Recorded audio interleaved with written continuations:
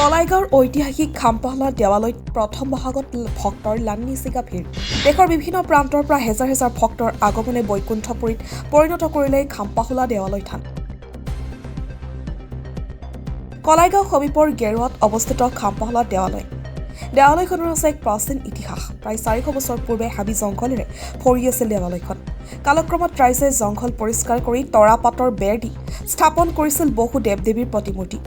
দেৱালয়ত থকা দুবৰী বাবা, বুঢ়াগোসাঁইৰ শিৱ বাবা, কামাখ্যা দেৱী, শীতলা দেৱী, কেঁচাইখাইটি গোসাঁনী আদি থানত পূজা অৰ্চনা কৰিলে মনৰ কামনা পূৰণ হোৱাৰ প্ৰবাদ আছে।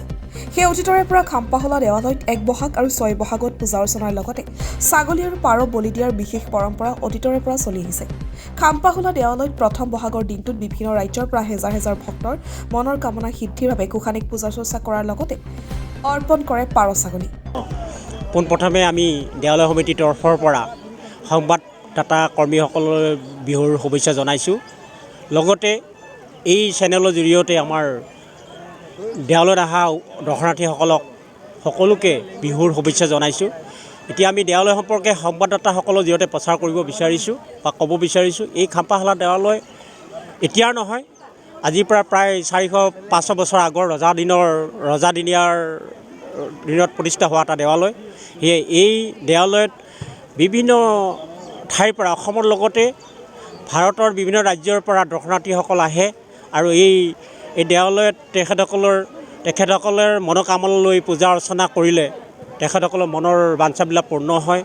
আৰু এই দেৱালয়ত এনেধৰণৰ দেউল উৎসৱ প্ৰতি বছৰে বহাগ মাহৰ 1 তাৰিখত ডাঙৰভাৱে মহল ভিত্তিত হয় আৰু বহাগ মাহৰ 6 তাৰিখ বিহু হিচাপে 7 বিহুত হয় দ্বিতীয়টো দেউল। কিন্তু আজিৰ যিটো বহাগ মাহৰ 1 তাৰিখৰ যিটো দেউল, এই দেউলত প্ৰায় হাজাৰ হাজাৰ মানুহৰ সমাগম হয়, আপোনালোকেও দেখিছে।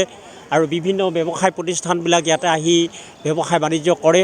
সেয়েহে আৰু এই দেৱালয়ত যিসকল দৰ্শনাৰ্থী আহে তেখেতসকলে প্ৰত্যেকেই পঠা ছাগলী, পাৰ চৰাই লৈ আহে। আজি ইতিমধ্যে আমি গম পাইছোঁ পঞ্জীয়কৰ ফালৰ পৰা প্ৰায় 400-500 যোৰামান 400-500ৰ অধিক পঠা ছাগলী ইতিমধ্যে পঞ্জীয়ন হৈছে। প্ৰায় 700-800 যোৰাৰো অধিক পাৰ চৰাই পঞ্জীয়ন হৈছে।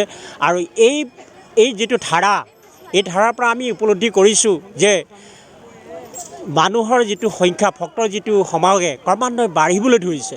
ইয়াৰ পৰা অনিবাৰ্য যে লোকবিশ্বাস মতে আমি শুনিবলৈ পাইছোঁ, কয় যে মনৰ কামনাবিলাক কি হয়, সিদ্ধি হয়। সেই উদ্দেশ্যে ইয়ালৈ দৰ্শনাৰ্থীসকল আহে। সেয়ে ইয়াত যিসকল দৰ্শনাৰ্থী আমি পঞ্জীয়নৰ জৰিয়তে গম পাওঁ, অসমৰ বিভিন্ন জিলাৰ পৰা, অসমৰ কোনো জিলা বাদ নাথাকে, অসমৰ বিভিন্ন জিলাৰ পৰা আহে। আৰু তাৰোপৰি ভাৰতৰ ৱেষ্ট বেংগলৰ যথেষ্ট দৰ্শনাৰ্থী ইয়াতে আহে। কিন্তু তেখেতসকল প্ৰায় দৌল উৎসৱ আৰম্ভ হোৱাৰ 2-3 দিন আগতেই ৰুম ভাড়া কৰি থাকে আৰু ওচৰ চুবুৰীয়া সম্বন্ধীয় মানুহ আছে, তেখেতসকলৰ ঘৰত থাকি ইয়াতে পূজা অৰ্চনা কৰে। বৰ্তমান ইয়াতে কিমানমান মানুহ আহি উপস্থিত হৈছে? এতিয়া অনুমানে আপোনালোকে গম পাব, প্ৰায় 10,000 কম নহয়, অধিক হ'ব। প্ৰায় 15-20 হাজাৰমান মানুহ হ'ব। আৰু ব্যৱসায়বিলাকত বহুত মানুহ ঘূৰিয়ে আছে। ইয়াৰ পৰা অনুমান কৰিব পাৰি আৰু 15-20 হাজাৰ কম নহয় আৰু।